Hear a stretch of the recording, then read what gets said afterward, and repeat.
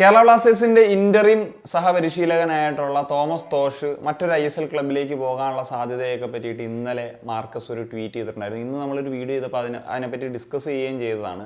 അതായത് അദ്ദേഹം വളരെ ടാലൻറ്റഡ് ആയിട്ടുള്ളൊരു കോച്ചാണല്ലോ. അദ്ദേഹം ഒരു ഹെഡ് കോച്ച് എന്ന നിലയിലാണ് മറ്റൊരു ക്ലബിലേക്ക് പോകുന്നതെങ്കിൽ ഓക്കെ, അതല്ല ഒരു അസിസ്റ്റന്റ് യൂത്ത് ജോലികൾക്കാണെങ്കിൽ അത് അത്ര നല്ലതായിരിക്കില്ല എന്നുള്ളത്. എന്താണെങ്കിലും ഇപ്പോൾ മണിക്കൂറുകൾക്കിപ്പുറം അതിൻ്റെ കാര്യത്തിൽ ഒരു ക്ലാരിറ്റി ഒക്കെ വരുന്നു. ഇപ്പം ആദ്യം IFTWCയുടെ റിപ്പോർട്ട് ഉണ്ടായിരുന്നു, ആ ഒരു ക്ലബ്ബ് ഹൈദരാബാദ് FC ആണ്, ഒരു അഡ്വാൻസ്ഡ് സ്റ്റേജിലാണ് ടോക്സ് എന്നുള്ളത്. എന്നാൽ ഇപ്പോൾ ഇതാ 90 സ്റ്റോപ്പേജിൻ്റെ കൂടി റിപ്പോർട്ട് വരുന്നു, ഏതാണ്ട് എഗ്രി ചെയ്യുന്ന തരത്തിലാണ് കാര്യങ്ങൾ പോകുന്നത് ഹൈദരാബാദ് FC ആയിട്ട് എന്നുള്ളത്. റീസെൻ്റ്ലിയാണ് അദ്ദേഹം UEFA പ്രോ ലൈസൻസ് കോച്ചായിട്ട് മാറുന്നത്. വളരെ യങ്ങായിട്ടുള്ള കോച്ചാണ്, എന്നാൽ അദ്ദേഹത്തിന് ഏതാണ്ട് 5-6 വർഷത്തെ ഇന്ത്യയിലൊരു എക്സ്പീരിയൻസ് ഉണ്ട്. അതിൽ കൂടുതൽ കാലയളവ് അദ്ദേഹം കേരള ബ്ലാസ്റ്റേഴ്സിൽ തന്നെയാണ് സ്പെൻഡ് ചെയ്തിട്ടുള്ളത്. ഒരു വർഷം അദ്ദേഹം മോഹൻ ബഗാനോടൊപ്പം വർക്ക് ചെയ്തിട്ടുണ്ട് എന്നുള്ള കാര്യം നമുക്ക് അറിയാവുന്നതാണ്.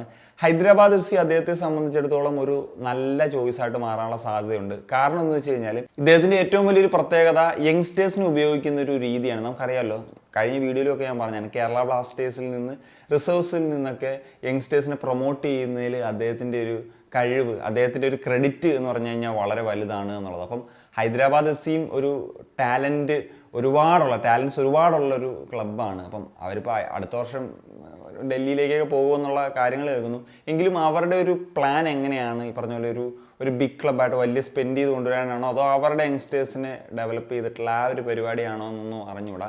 എന്താണെങ്കിലും അങ്ങനത്തെ ഒരു ടീമാണ്. അതായത് അവരുടെ യങ്സ്റ്റേഴ്സിനെ പൊക്കിക്കൊണ്ട് വന്ന് ടീം ബിൽഡ് ചെയ്ത് മുന്നോട്ട് കൊണ്ടുപോകുന്ന ഒരു രീതിയാണെന്നുണ്ടെങ്കിൽ തോമസ് തോഷ് എന്ന് പറഞ്ഞു കഴിഞ്ഞാൽ ഒരു നല്ല ചോയ്സ് ആയിരിക്കും. പ്രത്യേകിച്ച് പറഞ്ഞല്ലോ, യങ്സ്റ്റേഴ്സിനെ ഉപയോഗിക്കാൻ അറിയാവുന്ന പരിശീലകനാണ്. ഓൾസോ ഇന്ത്യയിൽ എക്സ്പീരിയൻസ് ഉണ്ട്, അദ്ദേഹം പ്രൂവ് ചെയ്തിട്ടുള്ളൊരു കാര്യമാണ് എന്നുള്ളത്. എന്താണെങ്കിലും അദ്ദേഹം അത് ഡിസേർവ് ചെയ്യുന്നുണ്ട്, ഒരു ഹെഡ് കോച്ച് എന്ന നിലയിലേക്കും കൂടി വരാൻ. ഇപ്പം റീസെൻ്റ്ലി അദ്ദേഹം തന്നെ ആയിരുന്നു, നമുക്കറിയാം, ആ ഒരു മാസ്റ്റർ ബെയിൻ ഒരു ഇൻ്ററിം കോച്ച് എന്ന നിലയിലേക്ക് വരുമ്പോൾ KBCയുടെ കാര്യങ്ങളിലൊക്കെ നോക്കിയിരുന്നു. അപ്പോൾ അദ്ദേഹത്തിന് UEFA പ്രോ ലൈസൻസ് കോച്ച് കൂടി ആകുന്ന നിലയ്ക്ക് ISL ഒരു ടീമിൻ്റെ ഹെഡ് കോച്ചായിട്ട് മാറാൻ സാധിക്കും. എനിക്ക് തോന്നുന്നു ഒരു ഏറ്റവും യങ് ആയിട്ടുള്ളൊരു കോച്ച് വരെ ആകാനുള്ള സാധ്യതയുണ്ട് ഒരു മെയിൻ കോച്ച് എന്ന നിലയിൽ വരുമ്പോഴത്തേക്കും. അദ്ദേഹത്തിന് അവിടെ വർക്ക് ചെയ്യാൻ സാധിക്കട്ടെ, അതിനുള്ള സാഹചര്യങ്ങൾ ഉണ്ടാകട്ടെ.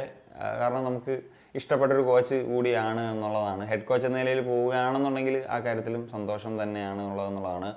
So that's it guys. അപ്പോൾ എന്താണ് നിങ്ങളുടെ ഒപ്പീനിയൻ? തീർച്ചയായിട്ടും കമ്പോസിഷൻ സനിയ.